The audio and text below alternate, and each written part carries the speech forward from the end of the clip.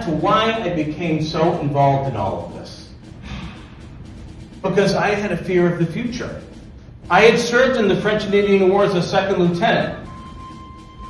I had taken over a trade. I was a member of a number of organizations, some that I have already mentioned, a Freemason of St. Andrew's Lodge, the Grand Lodge of Massachusetts, where it is the worth of the man, not where he comes from. And also a son of liberty.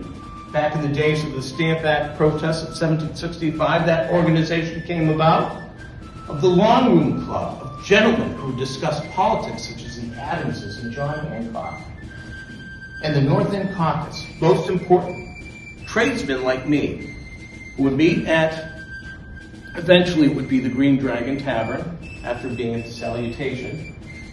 And we tend to meet in taverns, in case you're curious, to discuss the politics of the day, but most importantly, in our time, to watch the soldiers.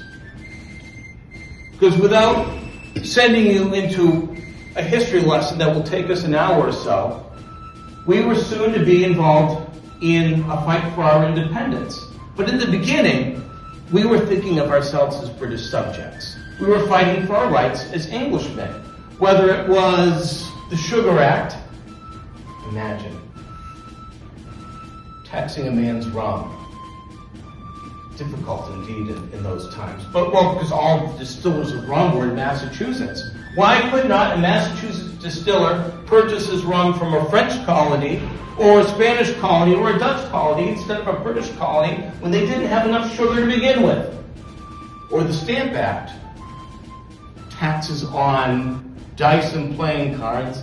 I know, ladies, perhaps if there were fewer packs of cards and fewer dice, the men would be home where they belong. But still, a tax on marriage certificates, diplomas from universities, newspapers, protests, of which I will proudly say I was involved in very much, showed the government of England that we were not pleased. In the end, what I was most concerned about was my future. I was so much so that I got myself involved in other trades. Not only was I a silversmith, but I was an engraver with copper plates, book plates, business cards, whatever was needed.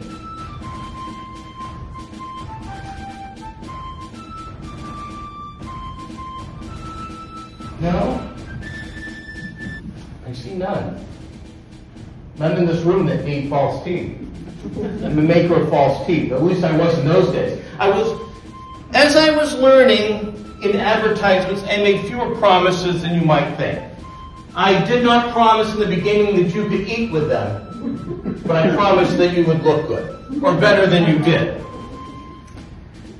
All those children, mouths to feed. And business was struggling after the wars against the French. Something had to be done. I did well in the early 1760s, but trade fell with all the taxes that were forced upon us. Now,